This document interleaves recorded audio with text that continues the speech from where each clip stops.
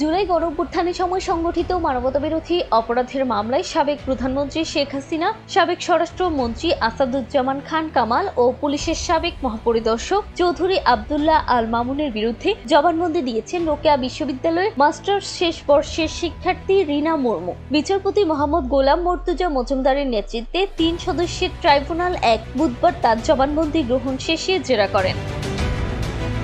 জবানবন্দিতে এই প্রত্যক্ষ সাক্ষী বলেন, ঘটনার দিন বিশ্ববিদ্যালয়ের ১ নম্বর গেটে অবস্থানরত ২ জন পুলিশ সদস্য আমির হোসেন ও সুজন চন্দ্র সরাসরি আমাদের সহযোদ্ধা আবু সাইদকে গুলি করেন। আমি নিজ চোখে সেটা দেখেছি। আবু সাইদকে হত্যার ঘটনায় শেখ হাসিনা, বিশ্ববিদ্যালয় প্রশাসন ও তখনকার পুলিশের ঊর্ধ্বতন কর্মকর্তারা দায় এড়াতে পারেন না। আমি তাদের বিচার চাই।